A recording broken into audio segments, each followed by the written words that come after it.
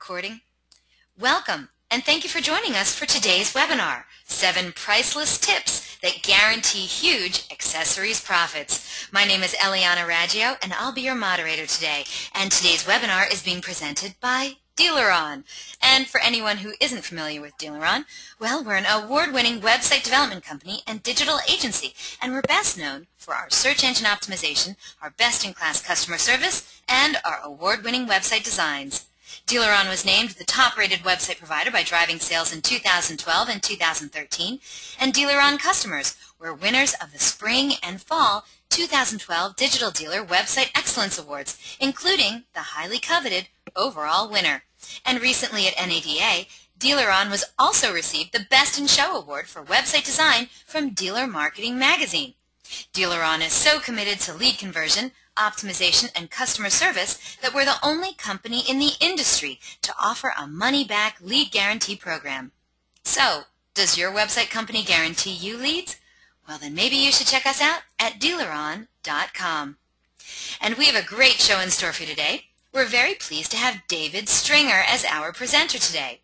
David Stringer is the president of Insignia Group, the leading provider of accessory sales systems and training services to dealerships, enabling them to establish and grow a successful accessories profit center. David is an entrepreneur, a published writer, and a well-respected professional in the automotive community for his expertise and insight on increasing front-end and fixed operations gross through vehicle personalization or accessory sales. He's an editorial contributor for highly respected industry publications such as Fixed Ops Magazine, Digital Dealer Magazine, and Automotive Digital Marketing. He's always looking to help dealerships make more profits through accessory sales, and he can be reached at dstringer@insigniagroup.com. Now, during the presentation, if you have any questions, please use the question feature located on the corner of your screen to submit them. At the end of the presentation, we'll answer those questions of general interest. If we're unable to get to your question live, we're going to respond by email later today. Also, don't forget, a link to download a copy of the webinar recording is also going to be emailed to you later today for your reference, and please feel free to share it with friends and colleagues. And guess what? Our good friends at Insignia Group are giving away a really cool prize today on the webinar. They're giving away an Omaha Steaks package valued at almost $200 to one lucky attendee. All you have to do is stay tuned for details after David's presentation, and you could be walking away with this totally yummy prize today. Also, at the conclusion of the webinar, you're going to receive a short survey, so please fill it out because we're always looking for great feedback from our audience. And today we're going to randomly select a couple of people from all the completed surveys to also win some Google prizes. So let's get started. Let's learn the 7 priceless tips that guarantee huge accessories profits. David Stringer, how are you today? I'm fantastic. Thank you so much, Joanna. Oh, well, I'm so glad you're here today. You sound a little bit far away right now. I hope you're getting closer to the microphone, right? But I wanted to let everyone know, just in case you didn't hear me say it earlier, I've never actually done a webinar about accessories. I mean, sure, we do, webinars all the time about so many other subjects, but accessories has been one of those things that I haven't done a webinar on. And I'm so glad you're here with us today, David, because I know every dealership can benefit from this. Tell me, what are the kinds of things that we're going to learn about today? Well, I appreciate that, and I want to make sure you can still hear me good. Yeah, you sound far away, though, funny. Yeah. Far away? All right. No, I hadn't changed anything on this end. Sorry about that. But, okay. Yeah, accessories is one of those things that dealerships need to be aware of, so that they can grow their gross profits on their vehicle sales. It's a niche part of the dealership business. It's a part of the business that's sometimes complicated to get into, but that's why we're here. That's why what we do is we help dealerships get into this business, make it make sense, and help them generate huge profits in their dealerships. That sounds great. So what are the kinds of things we're going to be learning about? Oh, look, you already have it up there. Yeah, okay. So today what we're going to do is, this is going to be a best practices. We're going to talk about all of the experience that we've had through 11 years and hopefully kind of give you some things to think about to take back to your dealership today. Certainly, we'd love to work with you. And at the conclusion of this, obviously, you'll be able to get in touch with us and find out more of how we can build upon your desire to get into this business. So we'll talk a little bit about the market, your advantage. We'll talk about how to build a foundation for this business. And really, it is a business that is within your own business. And it takes some foundational things that to set it up and put it into place correctly. Then we'll also talk about compensation. Really one of the key things to making it successful in your dealership, and then we'll give an opportunity for questions and answers. So, okay, so let's talk about accessories and vehicle personalization. We talk about vehicle personalization. Vehicle personalization today is a growing subject in the dealership. It's not about accessories. When we talk about accessories, we're talking about parts, we're talking about a parts department, and that's all good. It has a very important piece to play. But vehicle personalization is really about your customers, and it's about focusing in on what your customers want. I bet if everybody out there right now took out your cell phone, looked at your back screen of your iPhone or your Samsung or whatever you've got out there, I guarantee you it's different than mine. My back screen is different than yours, and I have my kids on mine, so if you have a picture of my kids on your back screen, that's scary. But the point of that is that, we're all different. We're all seeking personalization. So we've got a long history of success stories. After 11 years of doing this, being the longest provider in the marketplace today, with the most experience with most dealerships, working with them, here are some of the dealerships that we worked with that we've helped them climb the mountain. And some of them are still climbing. Some are at the top of the mountain and continuing to look for other peaks to climb. But these are dealerships that we have worked with throughout the 11-year history who we have taken best practices and put together and distilled that into this path to the top of the mountain.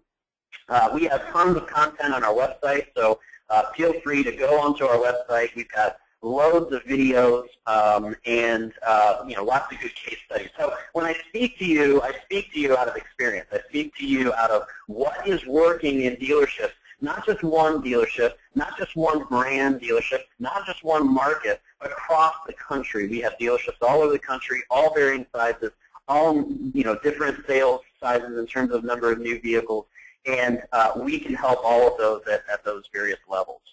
So, a question out there, sometimes I'm giving this presentation live, so I look for answers immediately back. So I have, a question to ask you that obviously you could write in and we could recite those on the air here. But, think about vehicle personalization. There's lots of reasons to get into it. What's your reason out there to get into it?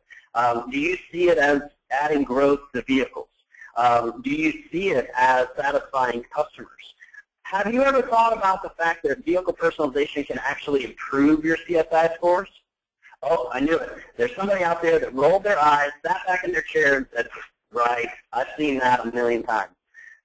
Actually, the dealerships that we work with improve their CSI scores.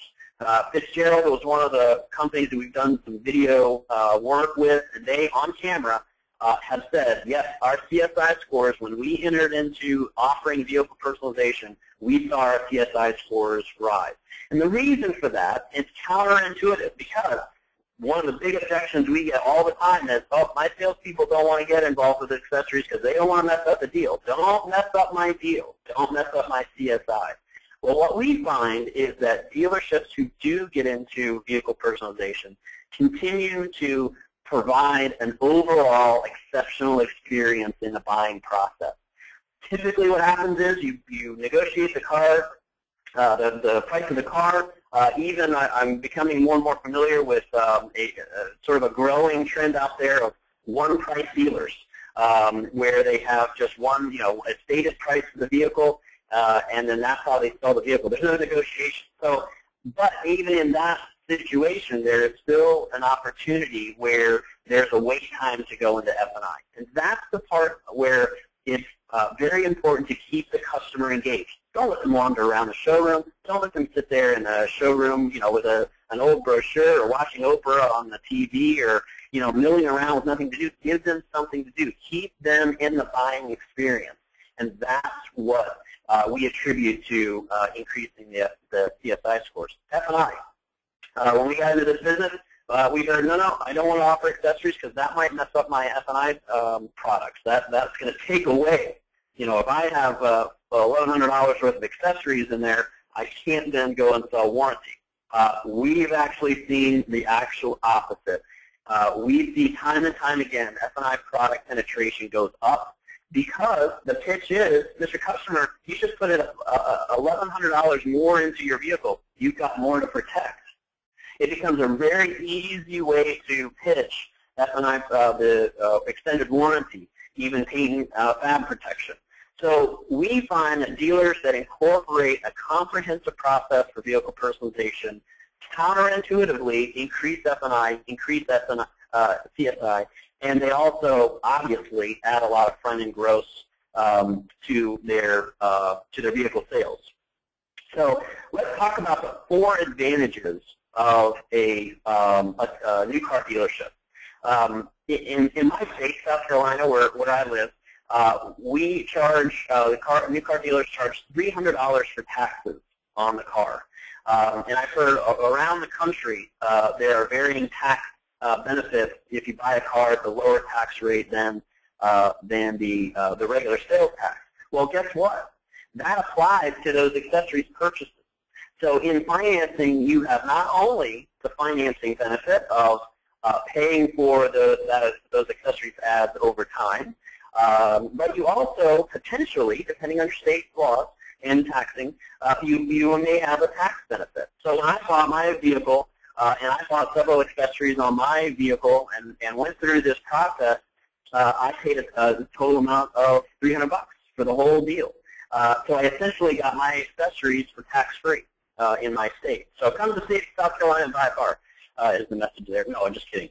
But financing is a huge benefit that you have over your competitor down the street. And when I say your competitor down the street, I mean that aftermarket shop, the Joe's Truck Shop that does work as well. If your customers are leaving your store and they're going down there to put on the items that they want to personalize their vehicle. So use your advantages. Financing is one. Warranty is another ginormous warranty. When you do your OE product line, when you put OE products from your manufacturer on after the sale and during the vehicle purchase process, you get covered under that new vehicle warranty. Imagine putting a remote start into your next Camry and you cover it with 3 years, 36,000 miles. That's huge. That's a ginormous benefit that your competitor down the street can't match. If you're a Hyundai store, 5 years, 100,000 miles. Imagine you can put a buck shield or vent visors on your vehicle and it's covered for 5 years under your warranty. That's huge. That's a great advantage that you have over that customer leaving and going down the street. Your product portfolio is important. We'll talk about portfolio and that kind of stuff later, a little bit later in the presentation, but understanding that you have a variety of products to offer, not only from your OE, but also from the aftermarket that can supply you in the things that maybe your OE doesn't offer. We highly recommend an OE focus with aftermarket mixed in to either offer a price comparison or to fill in gaps that aren't in your product portfolio from your OE manufacturer. And then, last but not least, is customer convenience. If they can get taken care of all right there in your showroom and in your service drive, then that makes that customer that much happier. So play to these strengths. These are your strengths when you go into this business. So I think we've got our first poll question there. Yes, we do, David. Thank you so much. And for anyone who's never been on this webinar before, we often introduce some poll questions to get you guys involved, so please take part in our poll questions as often as possible. We want to know what you think. So our first poll question today is, what is your dealership's average in-store accessory sale per unit? So per unit, how much do you sell in accessories? Is it less than $100? Is it between $100 and $200, between $200 and $300, more than $300, or maybe you just don't know? David, did you want to say something? Yeah, just to add to that, we're asking this question because not a lot of dealerships know. So it's good to know where you are, where you're starting at this point in time. A lot of dealerships know, yeah, I'm doing okay. I'm selling $5,000, $10,000 a month. Well, what does that translate into the number of cars per month that you're selling? I guess, Eliana, tell me when I can move on, and my next slide is. No, of course. To that. Yes, once we get a majority of the votes in, we're going to close the poll and share the results. We do have some more poll questions coming your way soon, so stay tuned because it's very, very interesting information to see what other people in the industry are doing. And you know what? We actually have almost everyone voting, so thank you so much for getting involved. We really appreciate it. Great. We're gonna. Oh, more people are still voting. Okay, we're gonna close this poll, and they're still voting. I always hate to cut somebody off. Look it up. They just call the hard part. Hey, how much are we selling in accessories? I know. It's good information to know. That's probably right. You're probably right. Because one of the answers is I don't know. And that's okay if you don't know. If you don't know, I mean, that's great. It's one of those things that you probably should have in your back pocket. So, you'll find out sometime. But almost everyone's voted. I'm so pleased. So let's close this poll and share the results. Okay, so for everyone who was wondering, and of course for you, David, I want you to know that 28% of today's audience said that they fall between $100 and $200 per unit. 28%. That's great. Okay? That's great. 25%, so a quarter of today's audience, said that they're less than $100 per unit. 21% said that they are somewhere between $200 and $300. A slim 11% said that they are more than $300. And 15% of today's audience said that they actually don't know how much accessories they sell per unit. 15%. Well, that's a great, that really is a nice spectrum and really goes to show that there is lots of opportunity at that under $300 car mark. There's lots of opportunity. Almost, I think half. I think you said are under that $300 mark, and another 15% don't know and may be falling in one of those categories. So it just goes to highlight the opportunity that's out there, and knowing where you start is really the beginning of the process. So are you going to be talking to us about how to get higher in-store accessory sales per unit? Absolutely. All right. Well, I can't wait to hear that. Okay, so based upon the answers that just came in, take a look and see kind of what your brand is and where you rank. This is our data. This is from our system and 11 years of doing this. This is what we see as the average accessory sale per vehicle, not including e-commerce, not including your port sales, and also not including swag like keychains and hats and that kind of stuff. So how does this, for you, how does this match up to where you are, where you'd like to be, and obviously where we can take you is always higher. There's always opportunity. I think out there you could ask all the attendees, do you capture 100% of your accessories opportunity? And I bet 100% would say no. Even the top folks that we have are still trying to get higher and higher and higher. So there's always opportunity. I have a question from the audience for you, David. I'm sorry about that last slide. Perfect. And I don't like to interrupt unless it's about that slide, but on that last slide, Yana wrote in, does that include warranties and gap? Yes, no, it does not. Good question. It does not include F&I products. Gotcha. Okay, Yana, thank you so much for the question. And David, I'm sorry to interrupt. Please, continue. No, please interrupt. Obviously we've talked about it. This is a lot more fun when it's interactive. So if you do have questions and you want to interrupt me, please go ahead. I don't mind at all. So let's talk about, to get back to what you said, how do we get there? How do we increase our sales per vehicle? Well, there's 4 pillars that we find as foundations for success. And over 11 years of working with dealerships, thousands of dealerships across the country, we boiled down to these 4 pillars that you really have to have if you're going to make, if you're going to increase your accessory sales and make it really a part of your business, your business plan and opportunity. So the first is commitment. How often, is this such an important role in terms of success in the dealership? You've got to be committed. This isn't, for the faint of heart.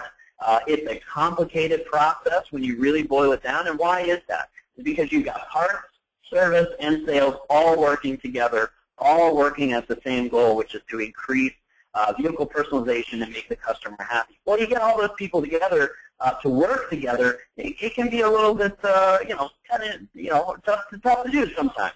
So it's really got to start with commitment at your management level and your senior management level. If you don't have top-level commitment and you don't have the desire to get into the business and commit to the business, it's just not going to happen. It's not going to work. We've got some isolated cases where a department, a service department, and a parts department have gotten together and said, you know what, we're going to conquer this accessories thing, and we're going to do it through the service drive. We're not going to worry about the front end of the store. We're just going to adopt it here and really be successful back here. And they're successful. So there's that level of commitment. But if we're really talking about building a sustainable business model within your dealership sales process, it's got to come from the top. The second thing is training. Back in the day when we started this with GM and GM ADIs out there and GM dealers, all that was needed and all that was required was a catalog. Hey, we just need a catalog. We just need to know what's available. Then it was, well, we need to price it. Well, then, we need a website so you can see the configurator. And then, well, we just don't know how to do this. So over time, over the progression that we've worked with more manufacturers, more dealership brands, over time, the market is starting to realize that really this does take dedicated training, just like training in your F&I office, just like training on your service drive, just like training on your sales department. Setting up a sustainable accessories process, vehicle personalization process, takes training. And we can provide that, obviously. But again, look at all of the markets that can provide these services and evaluate us in terms of how good our training is versus the other. And the next thing is once you've got the commitment, once you've got the desire to do the training, then it really becomes the process.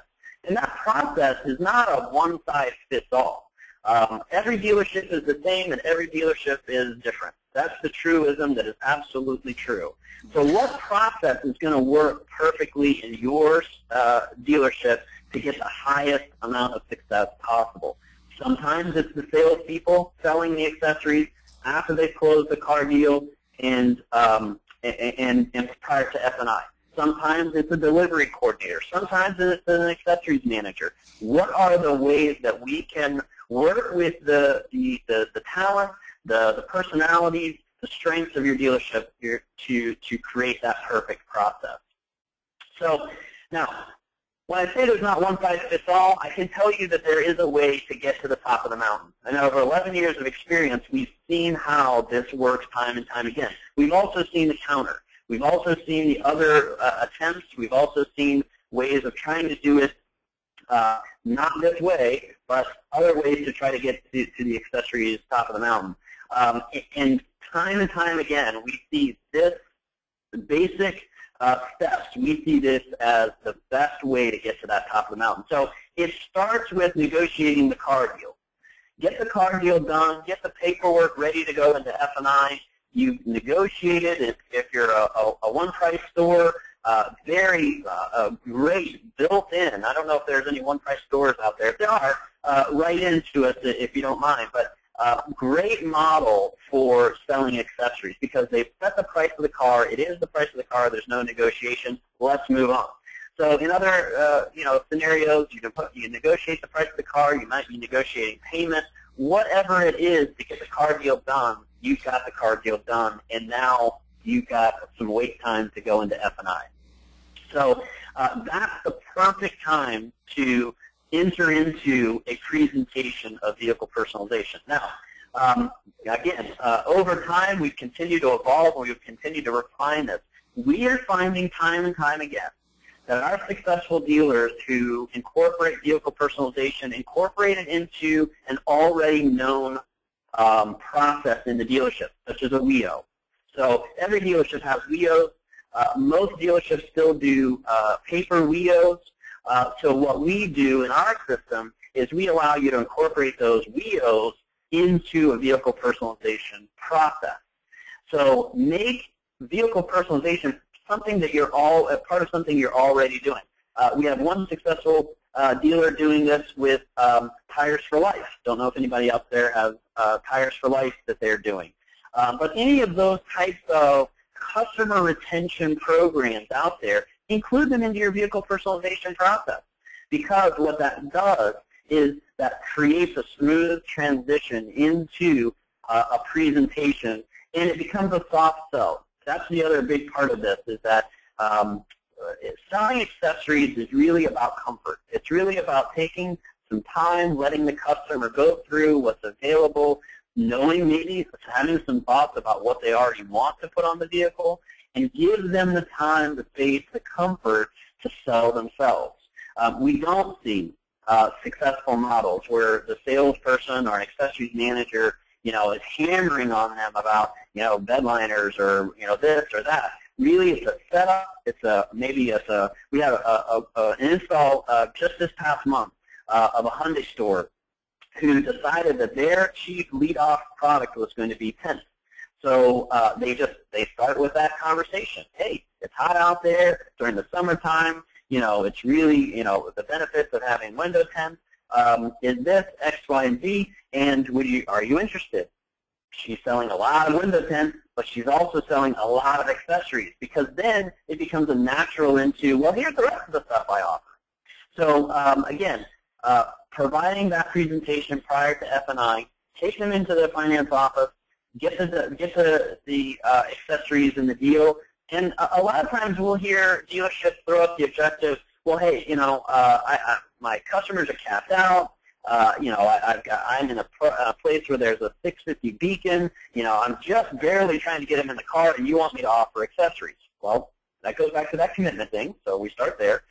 Then we move forward to, hey, if you present it, your customer might whip out a credit card and go, yeah, I want the all-weather mat. Just go ahead and put it on the credit card. Okay, so customers come in predisposed to buying things. If you offer them, they're probably going to buy them from you. So the F&I office is obviously very important. And again, talking about the F&I office, talking about those F&I products, you've got more to protect. Your warranty and gap may also increase.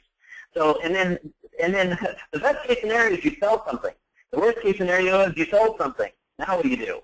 So order management on the back end of the process is almost as important as what's going on in front of the store. Who gets the orders in the parts department? Who checks inventory? Who communicates back up to the front that everything is good or installed or is on order or needs to be painted, such and so? Who's communicating with the customer? Who's scheduling the delivery? Is that part of your PDI process? All of those things are so important to get set up right away to make your process successful.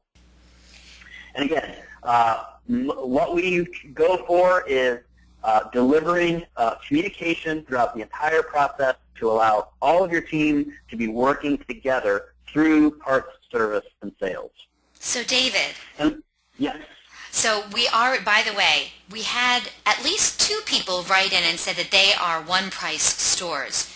Does any of that change for these people who are One Price stores? I just finished up the past 2 days where I've been down here in Texas is working with 2 groups of dealers that are in this One Price model.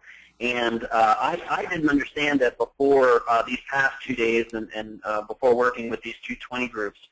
And now I understand it, and now, and I have to say, it is absolutely teed up for vehicle personalization as a model, because what they're doing is they're setting a price, they're advertising that price, and a lot of times they're decontenting vehicles so that they can compete at a price level, and then they want to add on to the vehicle after the customer has said, yes, this is the vehicle, this is the price, let's go forward.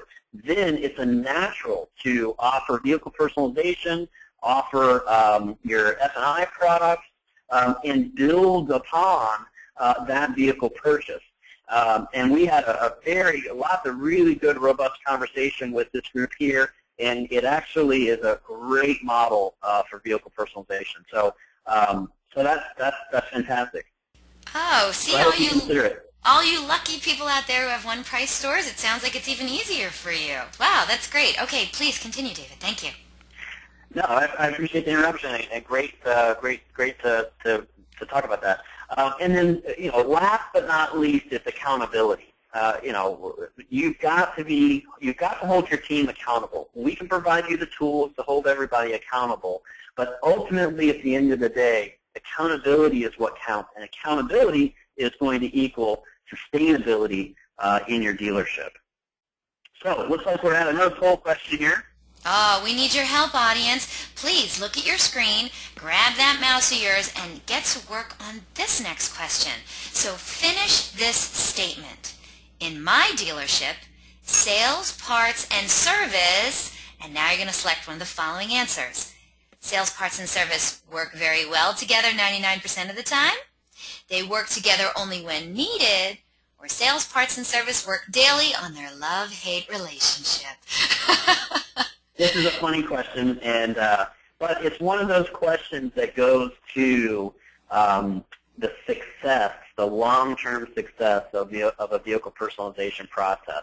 And part of what we do as a company, as part of what our training is all about, is really getting into the middle of it. To be successful, these three departments have to work together. And what we want to find out right off the bat is, hey, do you guys work well together? Already? Or not so well together? Or is there room for improvement, as they say? So, yeah, we definitely ask this question when we go into a new opportunity.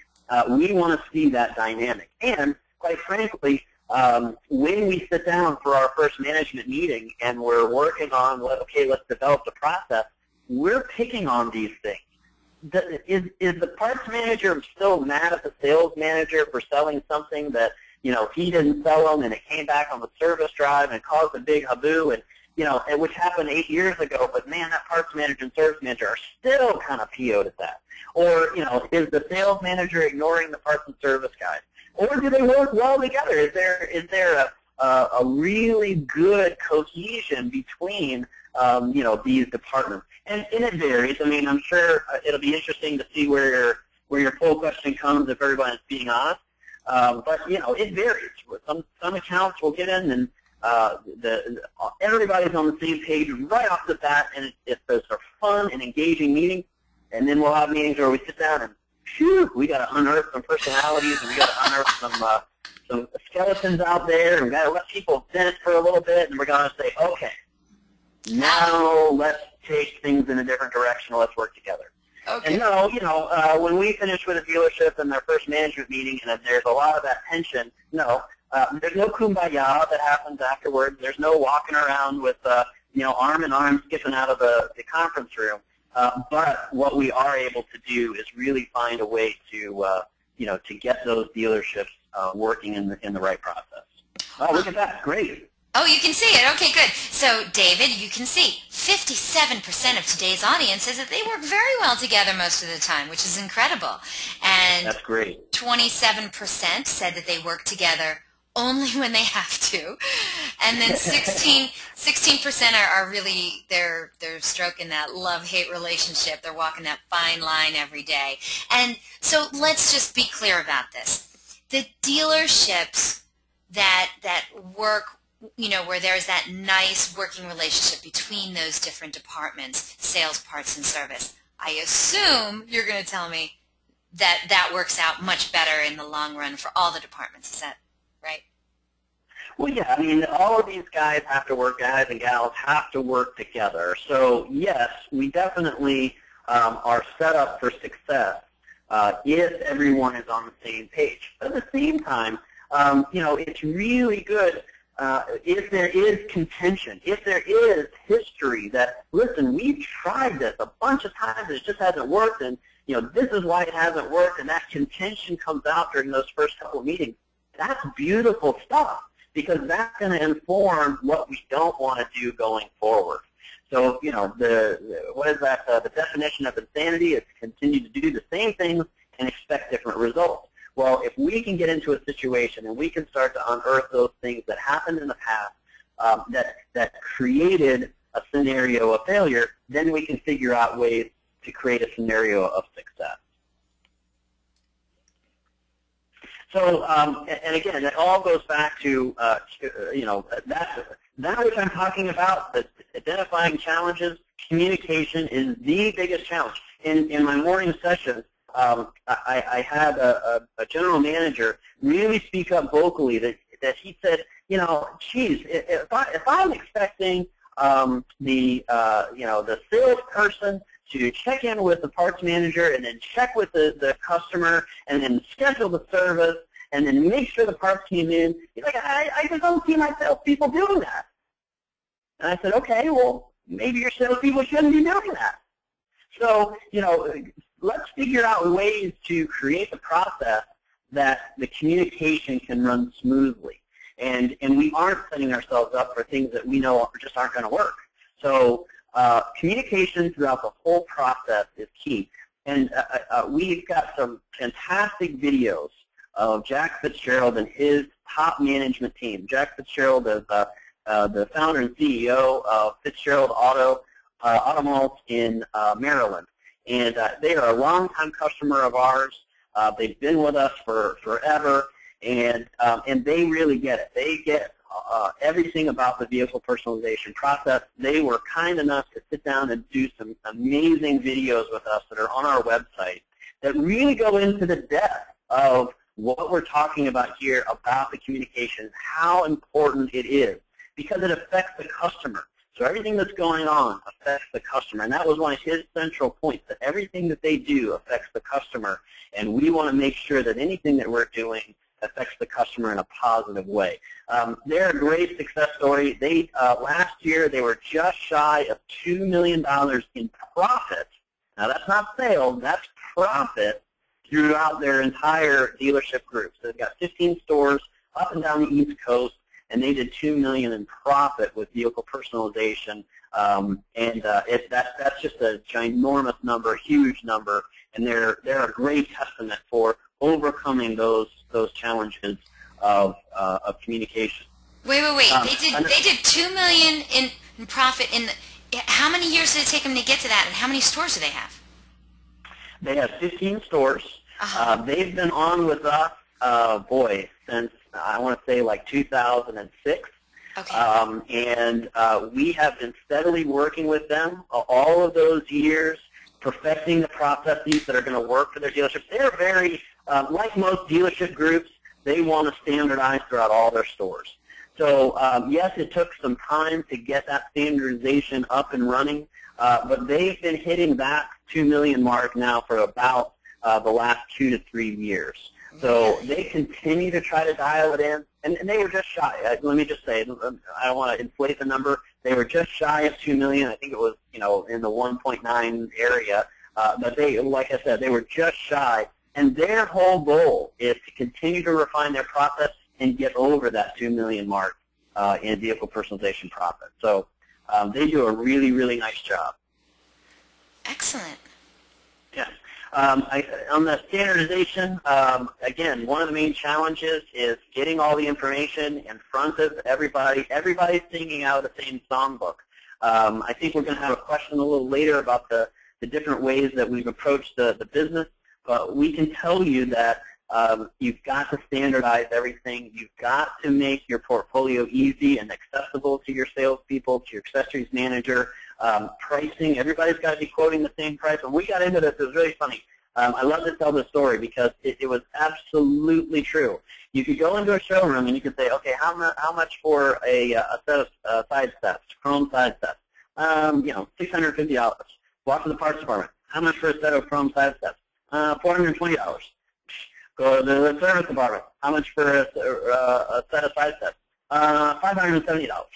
It was 3 different prices all throughout the dealership, and that was such a common thing back, early on when we first got into this. And that was one of the major things that we brought to our customers. Is listen, you guys get rid of that old school thinking that in your sales department, you can charge one price, and on the parts counter you can retail it at another price. You got to do it the same price all the way around. So standardization is really, really important. So let's also continue on and talk about 3 focal points. Product is important, price, and then presentation, when to present. Again, we got our start supporting General Motors dealers and General Motors ADIs, and we saw the value in offering your product portfolio from your manufacturer. Many manufacturers are adding to their portfolio, getting better at their portfolios, offering products that customers truly want, and that's going to continue. More and more and more vehicle manufacturers are trying to figure out this business. And, quite frankly, they're going to either put it on as support or they're going to create you a product portfolio that you can sell. So right now there's still a lot of challenges out there in terms of product portfolio, but it's getting better in my opinion. And we are seeing much more broader portfolios across the board, as well as good content in those portfolios. But the manufacturers, GM, Toyota, Hyundai, Kia, they're not going to offer everything under the sun. And they're going to be offerings that you're going to want to offer: tint, leather, sunroofs, these kinds of things that are aftermarket offerings that add growth, that add customer experience and enjoyment that you're also going to want to offer. So we definitely promote a broad range of products. And we want to make sure that that portfolio is diversified. Pricing, we've talked about pricing. It's really important that you price shop. What is the group, the aftermarket group, the Joe's Truck Shop, what is he doing down the street? What is he charging for a bed liner, for a side step, for tents, for wheels? What is going on in your market? It's really important to find out what's going on in your market. And then we work with dealerships to really come up with a way to price their products effectively and efficiently. We've got a question in there about what about e-commerce? That's a tough one, because e-commerce, everyone expects to buy something at the lowest possible price and pay a little bit of money for shipping. And many dealerships are doing that and being very successful with that model. That's not a sustainable model for the front of your store. And yes, sometimes if you've got an e-commerce site out there and you're selling stuff at cost or right above cost and charging for shipping, someone's going to walk in with that printed sheet that those running boards are $350, and they're going to want that. And yep, you're going to have to take care of that customer. And yep, that's one of those corner cases that we have to power through and not become part of the reason not to get into vehicle personalization. Well, because we're doing e-commerce. Well, you can buy anything online. You can't get it installed online. You can't get taken care of online. You can't get a warranty online. If you buy something online, e-commerce, it's 12/12. It's just like the aftermarket. If you roll it into your financing and you buy it at the time of the purchase, you're covered under the new vehicle warranty. Huge benefit there, and then really easy way to tell the customer that's why you buy from us at the time. But understanding pricing and being able to put a good aggressive price out there is really important. Looks like we're ready for another poll question. I love the poll questions. I hope you do too, audience. Here is your next poll question. So, the question that we want an answer to is, in your past attempts at accessory sales, what presentation tools have you used? And for this question, select all of the answers that apply. So you don't have to just pick one answer if more than one fits. So did you use showroom vehicles? Did you use displays specifically for those accessories? Maybe you used an accessories pictures or notebook? Or was it the manufacturer brochures or website that was your best tool? And there's also those cute little electronic catalogs. So which one was it? Or a combination of them? We want to know. So in your past accessory sales attempts, what kind of tools have you been using to present those products to your customers? Once we get a majority of the votes, we're going to close the poll and share the results. And David, you've done this before. I mean, you've worked with dealerships. Do most dealerships use all this stuff? Sometimes. That's part of the reason why we're asking the question is, there isn't one single way. And many times, the service provider that a dealership will choose, all the weight goes on to that service provider. Well, your catalog didn't work, so vehicle personalization doesn't work. Well, did you have a showroom vehicle? Did you have an accessories display? Do you have posters up that show people with personalized vehicles all over your showroom? Do you have items that are on display that let customers know, hey, you can buy your roof rack here for your kayak, for your Subaru? So it's all of the above, really, is what we recommend and push for. It's one of our success, part of our success element that we feel is very important. It's all of it. Again, it's really all of it. There's no silver bullet, and vehicle personalization takes a lot of different efforts. I gotta say, just as a shopper, and maybe it's because I'm a woman, I don't know, but man, I would love to see it on an actual vehicle. But that's just me. I don't know if that's the most popular, but that's just me. But let's see what the audience had to say. Okay, 83%. Okay, I'm just going to go. Let me just go in order. Okay, because all of them are pretty high up there. So when it comes to showroom vehicles, 78% of today's audience said that they use the showroom vehicles, which I think is great. Awesome. Yeah, 83% of today's audience said that they used accessory displays. When it came to accessories, pictures, or notebooks, 65% of people used those. 75% of today's audience said that they used the manufacturer brochures or the website, which I could totally understand. I think that would work. And then, and 63% of today's audience said that it was the electronic catalog that they used. Wow, that's a high percentage of our group. So that means that a lot of our audience today is either a customer of Insignia or maybe they're a customer of a competitor. So that's great. Welcome all of you who are our customers, and those that aren't, I'm glad you're taking a look at it. So that's great. That's fantastic. And that really speaks to just how varied it can be in terms of the approaches out there to be successful. So the one group out there that had the books, I bet there's some of those people that have now gone into an accessories catalog or an online system, because maintaining those books is pretty tough, and I bet a bunch of people are shaking their heads that answer that question, because you're constantly having to update it, especially if you're putting pricing in there.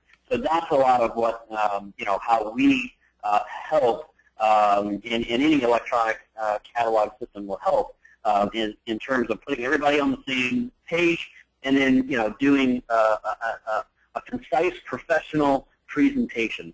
I should say too, David, we had a write-in from Tim, and he says that he uses the displays, but now they're using iPads that they carry along with them, and they're all set up with pictures, and they have access to the products and the website. So he wrote me a big long thing about how they're using iPads to help them sell their accessories. So I thought that was pretty cool.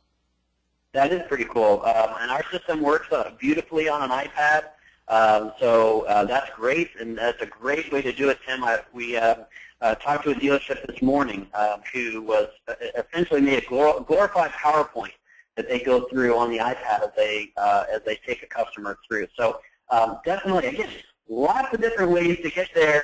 One of the benefits to an electronic catalog versus a book or the iPad with a PowerPoint is that your service provider, Insignia, does all the heavy work for you. We do all the pictures. We do all of the pricing from the manufacturers, the description. We do as much of the heavy work as possible to make it easy for you just to present the products.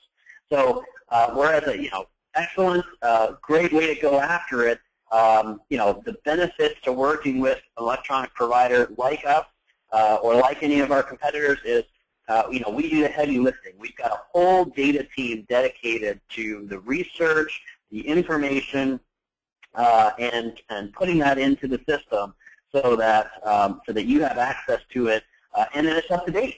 We update stuff all the time. We have a full-time staff doing nothing but updating information in our system, and it's a monumentous task that we're really proud of. We're really proud of our data department and how hard they work to keep our information fresh and timely and up to date. So it's a big part of what we do. So that's maybe something to consider when you're going out to build your own. It's a lot of work to do.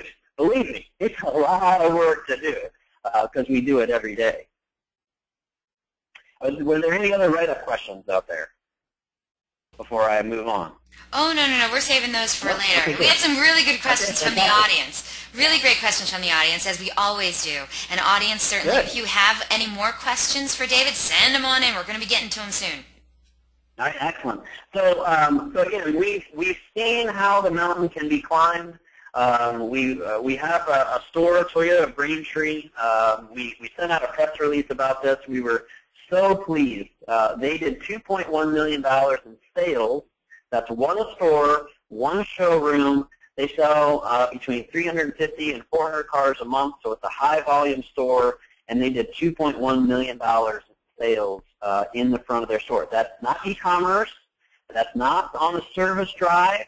That is truly in the front of the store, and we think that they really have set the mark out there. And we sent a press release, and we went back to the group there at Braintree and said, okay, now are you guys sure you did this much in sales? I mean, now's the time to tell us, because we're about to tell the world, and well, we don't want egg on our face. And they said, no, that is our number, and we are so proud of it, and we're very proud of them. So, we know what the top of the mountain looks like. We know how to get there, and we've proven it with Toyota Braintree. We've got some other dealerships on their heels this year. It was such a fun thing. We just launched a store in Freehold, New Jersey, up in your neck of the woods up there. Oh, yeah.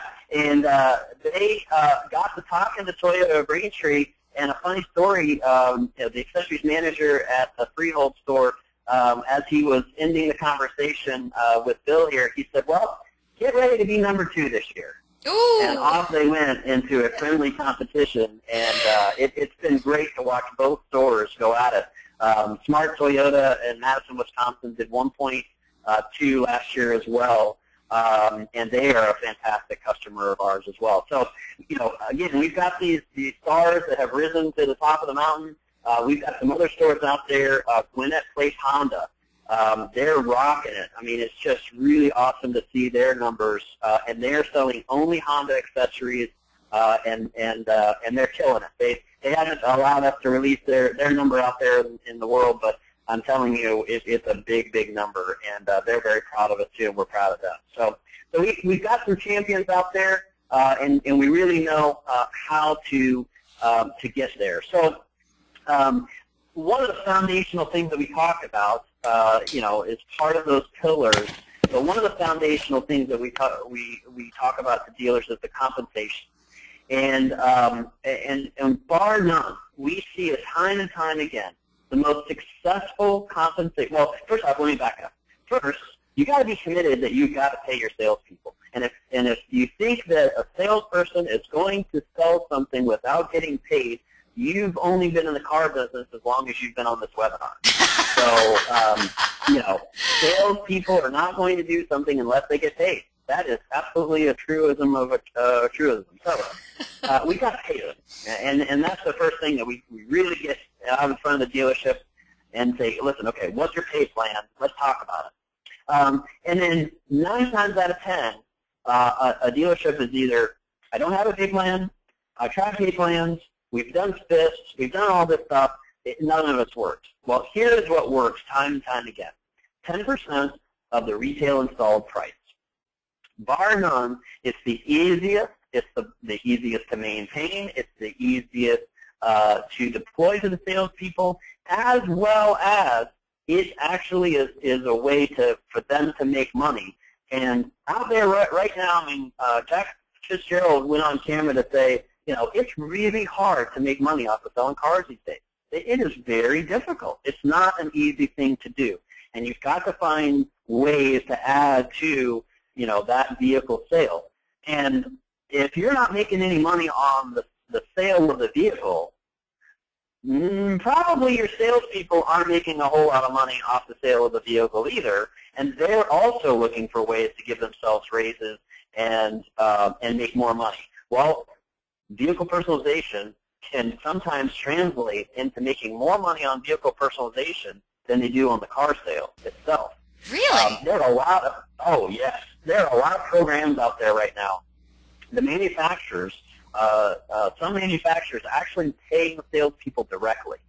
So a salesperson can sell a remote start or a DVD headrest system, and they will get paid not only from the store but also paid from the manufacturer, and those two combined can be twice what they're actually making on the vehicle. We've got one store that I won't mention the name, but the salespeople are making more selling vehicle personalization than they are selling the vehicles, and they love it. What? Because they get, they get the money from the manufacturer directly.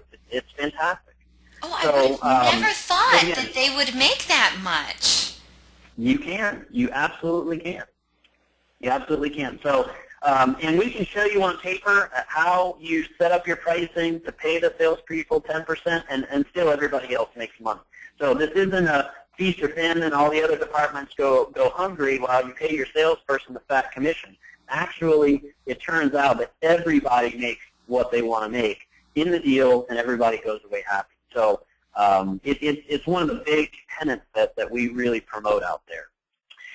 Here are some other things that we have found over the last 11 years, because I know we want to get to the questions, and we're coming up on the top of the hour. It's been a fantastic discussion so far. So these are some of the tried and true things that we have seen out there to implement a good accessories program. And I won't go through all of them because you can read them. But one of the key success things that we see is number 2 there, get good at selling one item and then expand.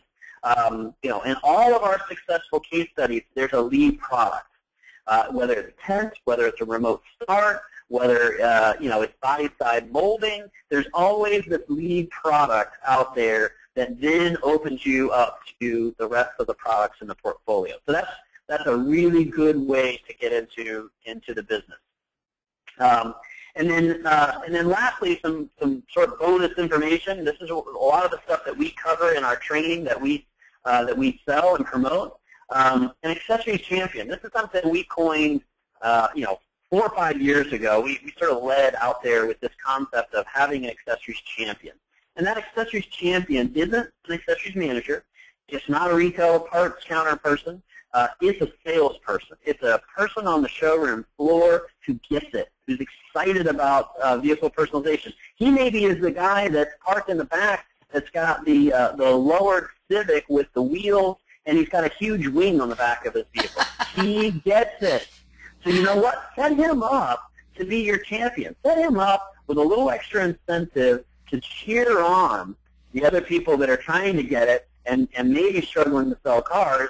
But hey, when you sell that car, when you sell that Honda Accord, make sure you offer accessories. Take them through the accessory process. If you need a little extra help taking them through the process, let me know. I'll help you. So it's really a valuable tool in the training, and we see it time and time again as a successful way to incorporate that into your overall accessories business. Okay, so I think our last poll question, and then we'll probably go into our question and answer. I agree. Okay, audience, one more time, baby. Okay, so we want to know what information today helped you the most. Please select all that apply. Was it the per unit average by brand? Was it the 4 different pillars for building a great foundation? Was it when David talked about defining a process? Or was it the summation of the 7 priceless tips? Whichever the answer is, or all of the answers they are, please let us know. It helps us move forward. Certainly helps David Stringer, I'm sure, with his presentation. Right, David? Absolutely. Okay, so I'm going to ask you, David, which one do you think the audience found most helpful? Well, I hope it was the 4 pillars, because I think that's really the starting point. If we can have agreement and desire and commitment and take training and do all those things, and then lastly accountability, that's huge. I hope that people take that away, because that is really an important. That sets up. That's why we call it the pillars. You can't build upon it if you don't believe in it, you're not committed to it, and not willing to invest. I totally get you. But you know what? We're going to hear from the audience in just a moment. Now, most of you have already voted, and we do thank you so much for getting involved and helping us out with these poll questions. So we're going to close this poll and share the results. So as you can see on your screen, 76% of today's audience did not pick the 4 pillars. They thought that defining the process was very, very helpful for them. So there you have it, David. But meanwhile, 47% of today's audience did think the 4 pillars was just what helped them out today. 45% of today's audience said it was the 7 priceless tips, and 17% of today's audience said it was the per unit average by brand. So, David, thank you so much for that. And audience, thank you so much again for getting involved with our poll question. Oh, Yoda. I didn't know Yoda was making an appearance today.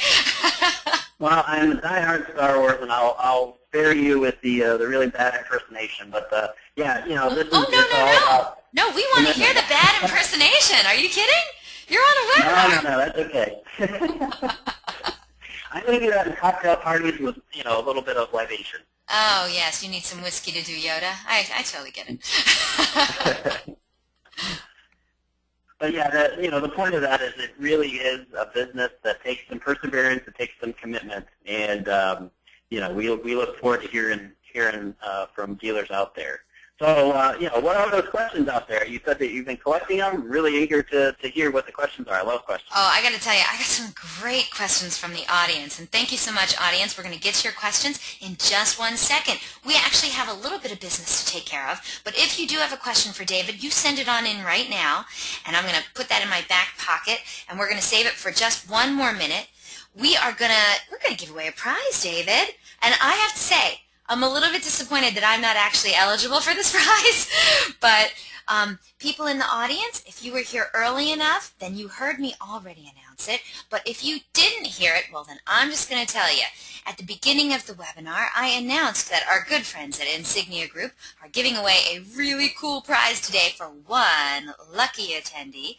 They are giving away an Omaha Steaks package. Now it's valued at almost $200, and one of you lucky people is walking away with this totally yummy prize. David, you got to put on the next slide so they can see the steak, because I'm already hungry for it. So all you have to do is pay attention. All you have to do is answer a simple question about the presentation that you just saw from David. So get ready, get in front of your keyboards.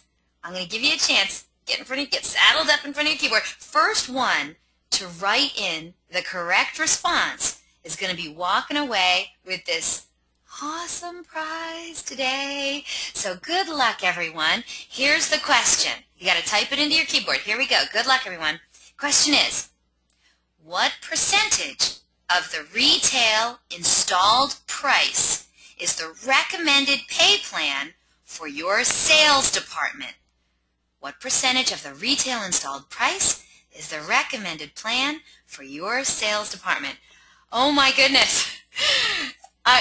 Thank you everyone for writing in. I just want you to know, not one person got this wrong. Because I'm looking at the answers.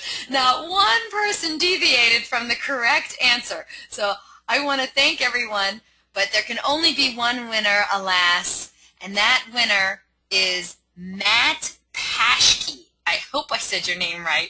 I have no idea how to say it, but I'm doing my best over here, Matt. And the correct answer, of course, as all of you know, is 10%. Matt, if you could write in and let me know what dealership you're from so I can give you a proper congratulations. And, of course, we want to thank everyone for participating. Eric wrote in Matt cheated. Matt did not cheat. Everyone got the right answer. You guys are all paying attention. I have to say, that is fantastic, fantastic news. So, Matt, right on in. Let me know what dealership you're from. And we want to, of course, thank everyone. And, of course, we want to say congratulations to Matt, but we also want to thank Insignia Group for their incredible generosity. And that was a lot of fun. And, you know, if you have another one of those Omaha Steaks packages lying around, there's a very hungry webinar host over here who is well, you're probably a starving artist, so I'll see what I can do. Oh, thank you so much. Okay, well, let's move on to the questions now, because we have some really awesome questions from our audience. I definitely want to get to them. Our first question comes from Joe. It actually wasn't the first question sent in, but I thought it really summed up everything. So Joe said, this was so much information, Dave. What is the most important thing, or maybe the first thing that I got to do to be successful at accessory sales? Do you have any advice for Joe? Yeah, I think seeking out that commitment at the top level. If Joe's a dealer principal, then he's already committed. If he's got some managers, if he's one of the managers in the store, then he's got to seek that commitment that this is a business that they really want to work towards and get in.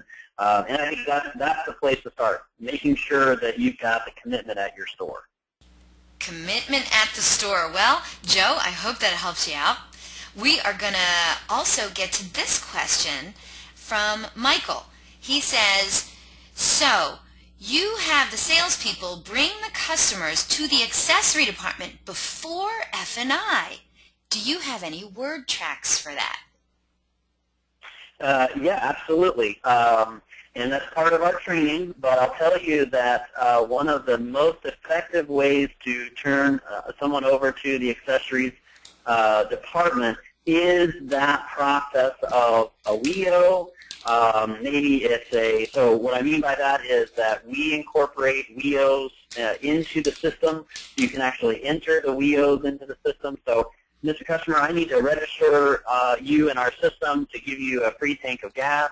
And as I'm doing that, I'm putting you into our system. And then, let me take you here to our vehicle personalization that will continue that process of making sure you get your free tank of gas.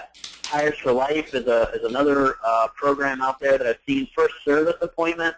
So a lot of times we're seeing the accessories manager turning into a delivery coordinator, a delivery person, or a customer care. That dealership I was talking to you about that just launched this past month, and they did $8,500 in the first weekend. And what they did is they turned the customer over to a customer care advocate, and she walks them around, introduces them to the service department, and then as she's coming back, she doesn't say she's an accessories manager. She's just coming back, and she casually says, one of the things that we do here is we offer tents. Have you ever considered a tent for your vehicle? Because it gets pretty hot in the summer, and it's a great way to protect the interior of your car. Boom. Now she's into an accessories pitch, and we're also into an accessories process at that point. So yes, there are really good word tracks out there in terms of turning the customer over to an accessories department, and that's those are a couple of the good ones. Great question, awesome. Thank you, Michael, for that question. And David, you really should put it on the slide with your mugshot on there so people can see who they're talking to. Oh no, we really want to look at that. I thought we wanted to look at the meat. I know, it's lunchtime over here, and I'm starving, and the last thing I want to see is that yummy steak that I'm not getting. So. Okay, Michael, great question. Thank you so much. Okay, let's go to this question. This one comes to us from Eric. He says, does Insignia provide or research install times, both OE and aftermarket? Oh, awesome question. Eric, yes, we do. We do that on the OE information. We get that information from the manufacturer. We allow you also to customize that information within your own system. So if you say, it takes an hour to do something that the manufacturer says an hour and a half or a half an hour, one way or the other on each end, you can go in and say, you know what, my tech does it in an hour, and I can update that information into the system. But yes, we try to provide you the base system from the manufacturer. Also in the aftermarket, we do that as well. That's a little harder in the aftermarket realm because sometimes the installation is being done by a restyler or a professional organization, down the street that works with your dealership. So we can a lot of times bring in that information from that restyler, enter that into the system. You can also do it as well. You can get that information from them on the aftermarket side of things. But we have a real goal in mind when it comes to you maintaining the system. And it's a 5-minute rule. If it takes you more than 5 minutes to do something on our system and update something, you're spending way too much time. Give us a call. Let us help you. We're all about service and supporting your business process and not creating a bunch of work for you to do in the system. So the answer to your question is yes on OE. We work to get as much stuff as we can on the aftermarket, but sometimes we do rely on you and your restyler to fill in that information. But great question. Thank you so much, and thank you for the great answer, Dave. Okay, we're going to move on to this next question. We actually had a couple of questions that came in about some of the slides that you showed earlier, David. So this one was from Ed, and he says, earlier you showed a graphic that listed the various brands in-store sales average per vehicle. Are these numbers just OEM or OEM and aftermarket? Thanks. Yeah, I'll see if I can find that slide. These are what we see across the board in our system. And over the past 11 years, these are averages. So in some cases, they may include just OE.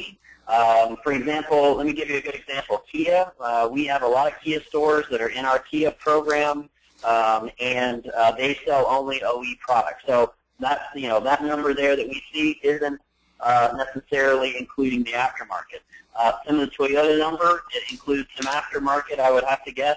But these are just overall averages that we see through our system. So great question. Thank you for that. And we had another good question from Philip. He says, can you please show the 7 priceless tips slide again? Yeah, absolutely. Let me go to that. That was towards the end here. Yes, so here we go. It's coming up. Okay. There you go. Cool. Just leave that. We'll leave that up there for Philip. Maybe he wants to copy that down, and we'll get to the next question, okay? So this one comes in from Bill. He says, how are you handling dealers who are losing money on the car deal and paying a mini? Sales consultants claim if they sell accessories with a loser deal, they're unable to earn more than the mini. Okay, so that's getting into how you're paying your salespeople and taking a hit on the vehicle. What we see time and time again is most of the time you're starting to throw in the accessories with the vehicle purchase to make the vehicle purchase with the customer. We highly discourage that type of doing that. Sometimes you're going to have to do that, Ed, absolutely. You're going to have to make a customer happy every now and then. But for the most part, if you can negotiate the deal, you can negotiate the car, the accessory purchase becomes a totally separate thing. So you may be paying your salesperson on the overall gross. So what you may be doing is saying, okay, I'm going to pay you, salesperson, on the overall gross. And even though I've lost money on the whole deal, now I'm upside down in the deal. And even if I put the accessories on there, I'm still upside down in the whole deal. Treat it as 2 different transactions.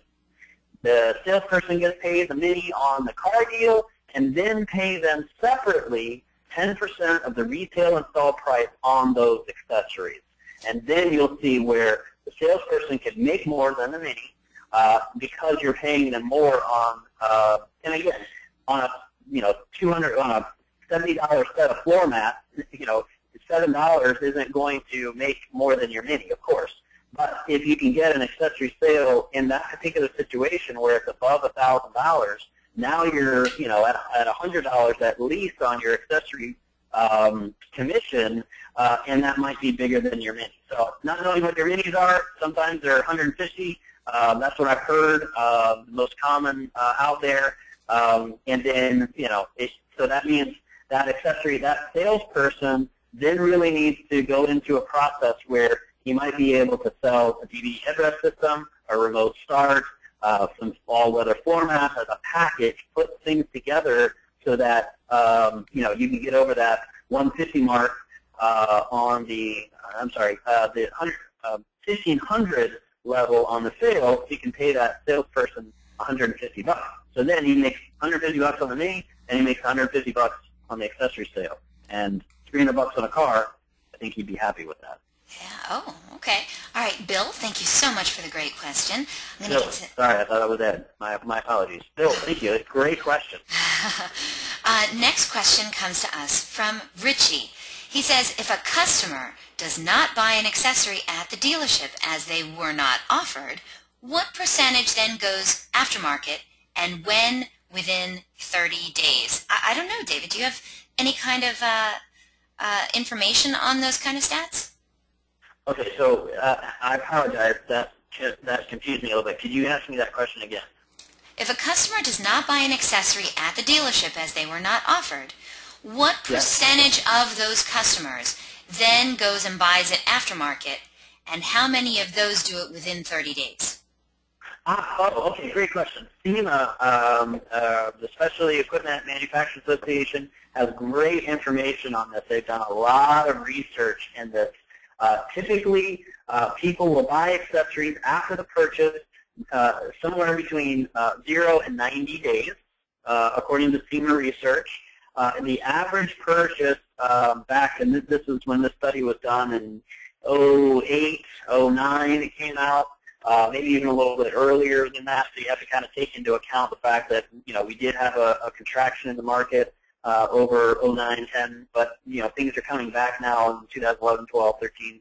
So, evening all of that out, it's probably back to about where it was in 05, not 05, but maybe 07, 08, and the number was $1,500. So, and I believe the number, I don't know if they published a number of what's the percentage of car buyers that do purchase something after the sale.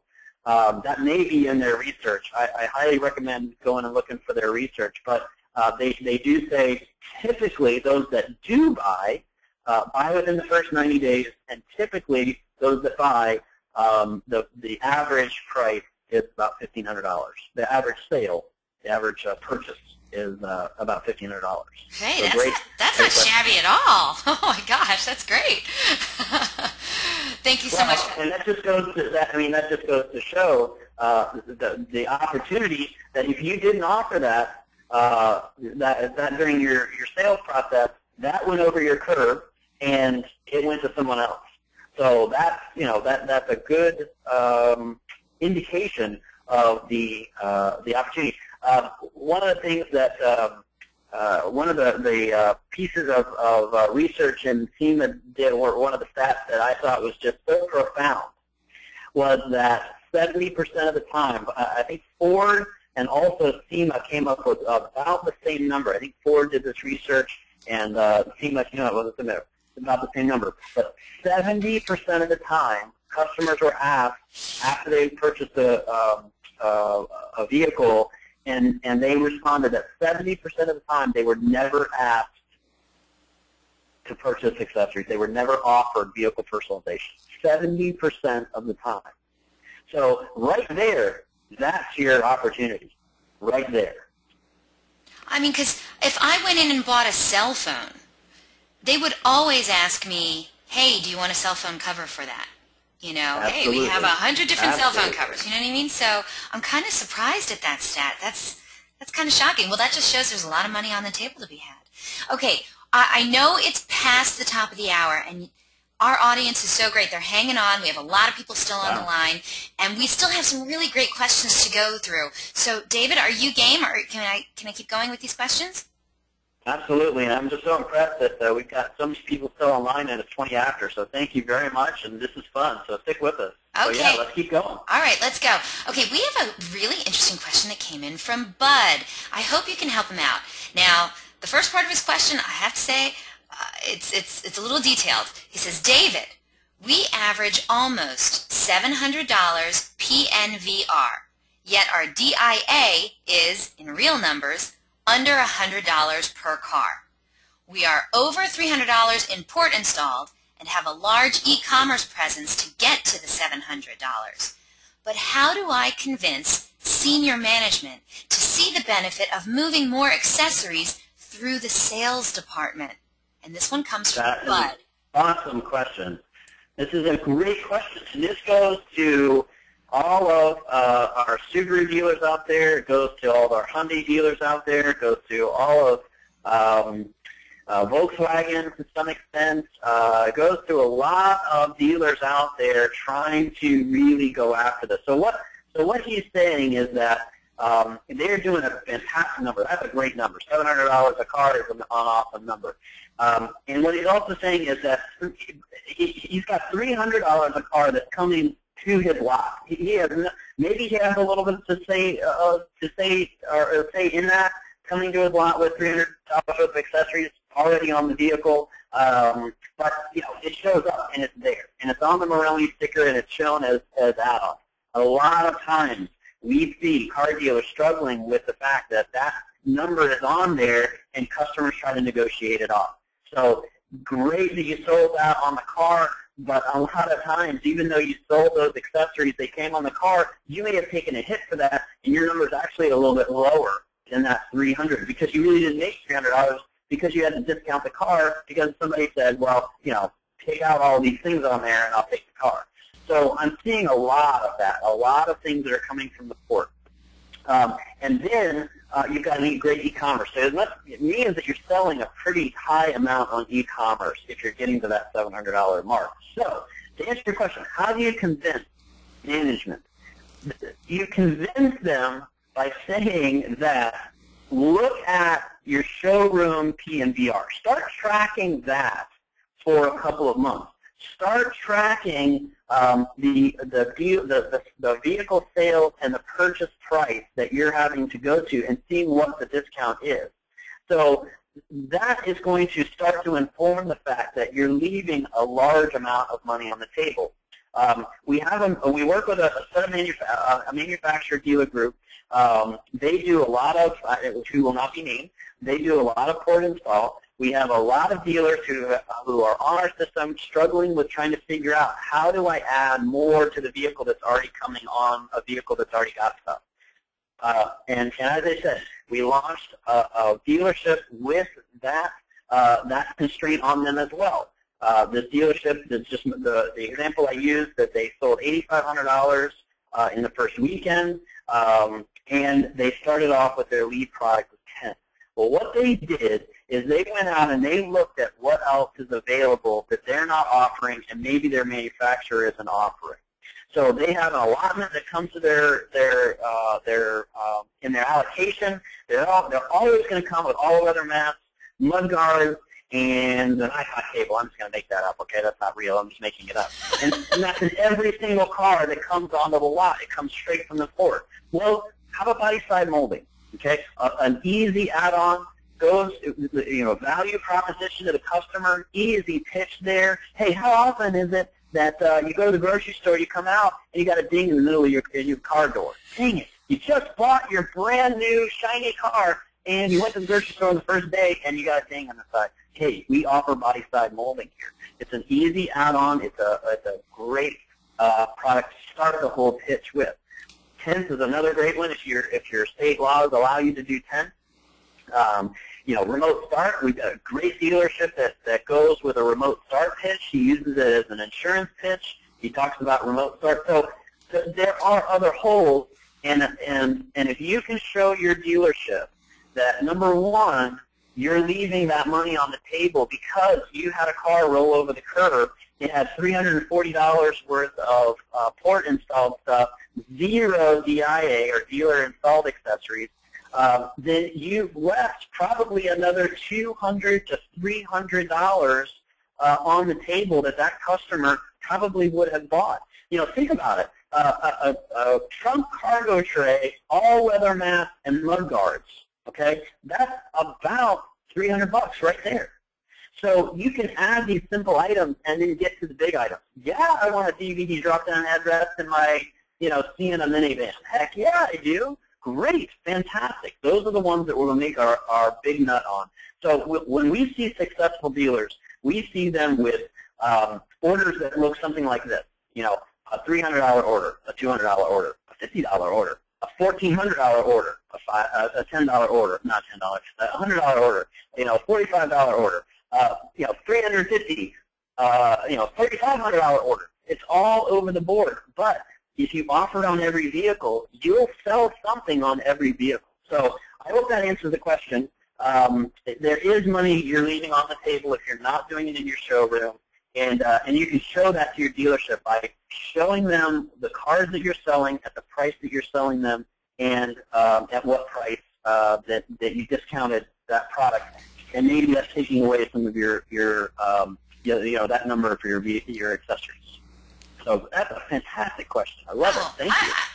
I got good peoples on my webinars. Bud, thank you for a great question, great topic. And you know what? I have a request from Curtis.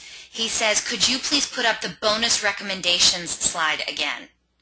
You bet. So while you have that up, let's go to this question from Jeremy Not So Shy. He says, is it worth putting together an email follow-up advertising accessories, or has the opportunity been missed once they leave the dealership?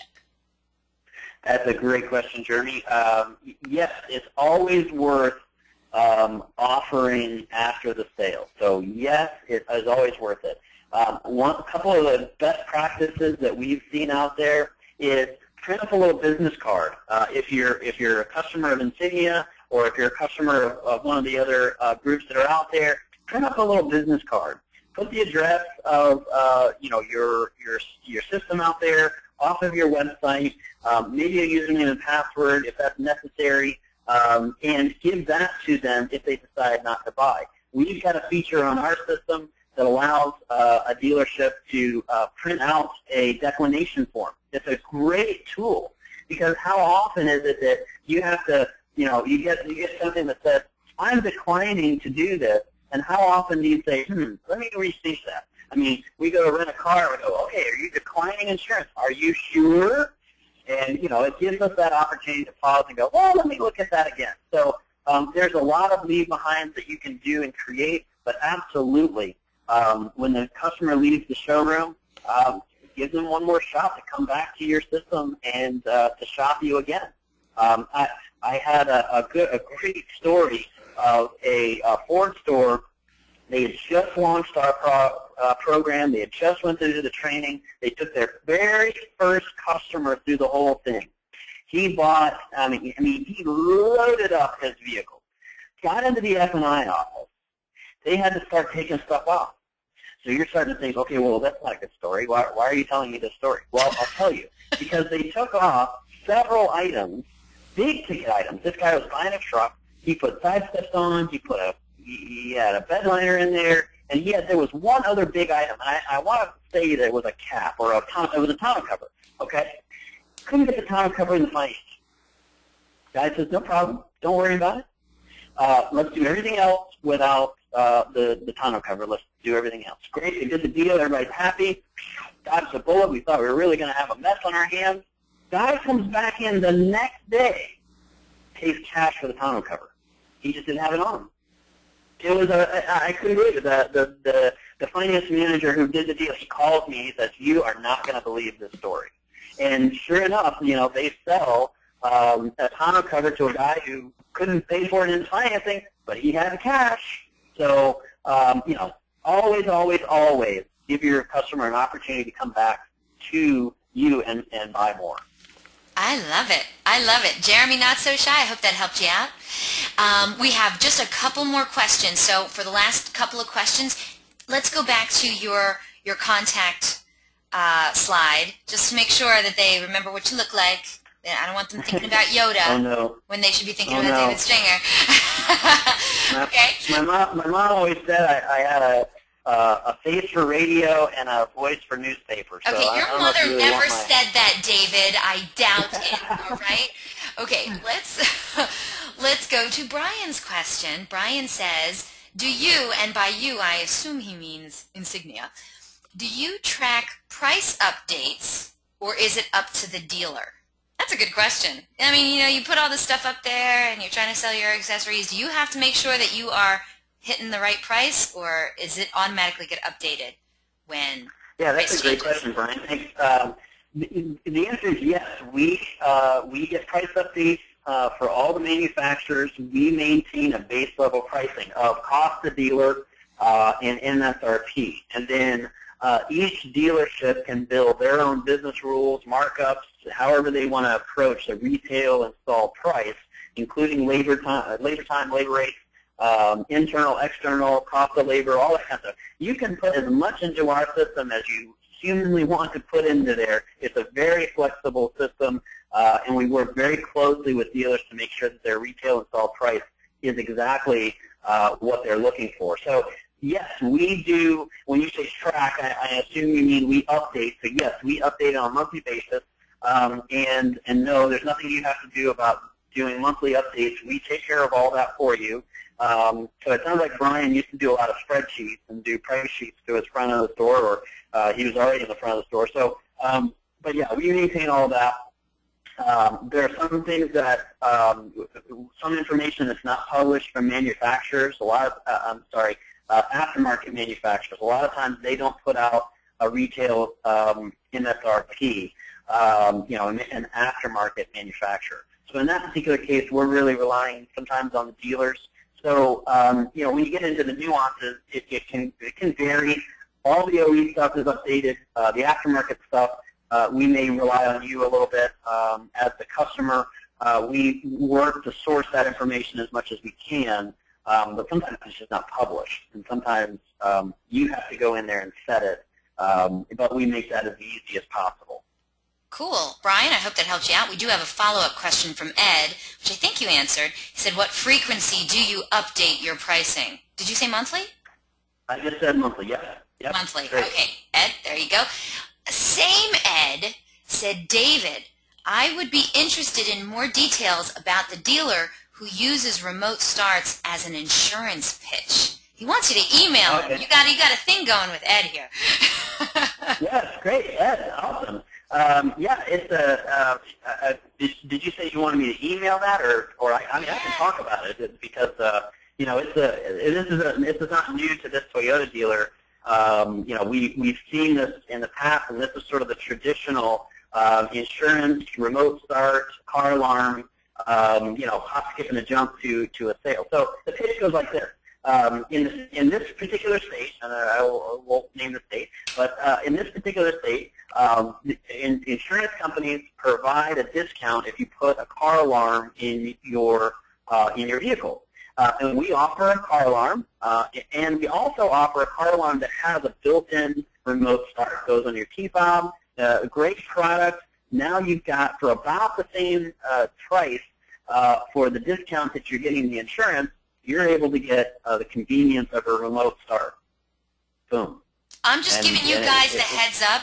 Every woman will want the remote start. Every one of us. All of us. Just lump it all in there.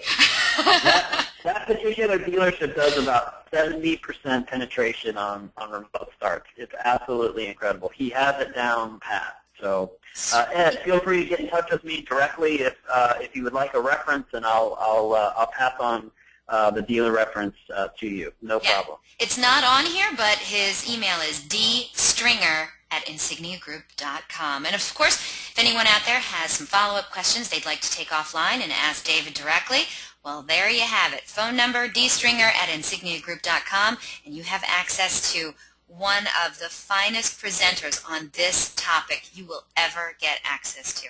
David, thank you so much. But keep going. Oh, stop. No, keep going. Don't. No, go stop. on, really. Don't. Stop. Okay, David, thank you so much. That was so much fun.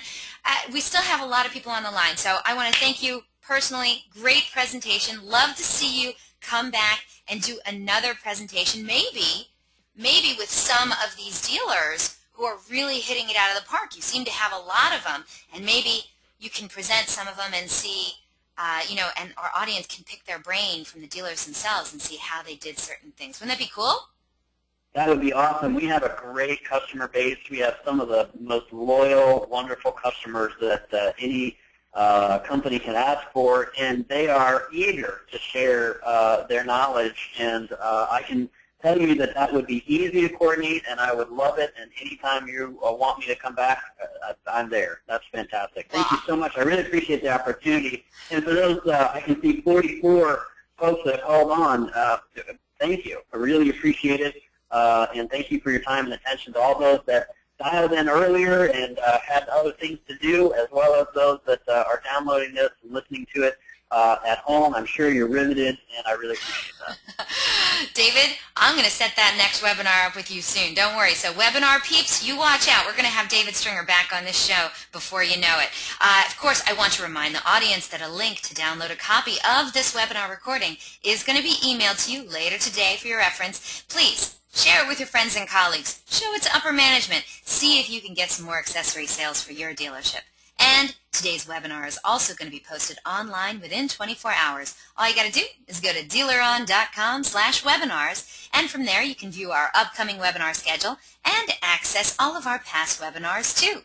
Also, this webinar is going to conclude in just a minute, and you're going to receive a short survey. Please fill it out. We're always looking for great feedback. Please let David know what a great job he did. And today we're going to randomly select a couple of the people from all the completed surveys to also win some Google prizes. And invitations are going to be going out tomorrow for our next webinar, Top Profit Leaks in Your Phone Process and How to Correct Them, with Chip King from Call Review. Now, you may not want to admit it, but are you aware that the average caller's experience in the automotive industry is ranked as poor? That more than 1 in 3 calls to sales are not connecting to a salesperson? That over half of calls that are answered in sales are never asked for contact info or even offered an appointment? And in fact, over half of the connected calls to all the departments are handled ineffectively. Well, during this 1-hour webinar, Chip King is going to discuss the #1 customer contact point in our business and the biggest profit leak in the retail auto industry, the telephone. He's going to show you what the top dealers are doing and have a roadmap to the best solutions in the industry. If you want to put more profitable phone process in place at your dealership, then this is one presentation you just can't afford to miss. It's going to be another fabulous presentation by your friends at DealerOn. And don't forget, DealerOn's weekly webinars are held every Thursday, 12 noon Eastern, 9 a.m. Pacific time. We have some awesome webinar subjects planned for this year. But if you have any questions, comments, or suggestions regarding these webinars and our topics, please contact me directly. My name is Eliana Raggio. You can reach me at eliana@dealeron.com. I'm also on Facebook, Twitter, and all of the automotive social networks. So track me down. I love hearing from you. Thank you all so very much for spending this time with us today, and we hope to see you all on a future webinar in our continuing education series. Have yourselves a good one. Take care.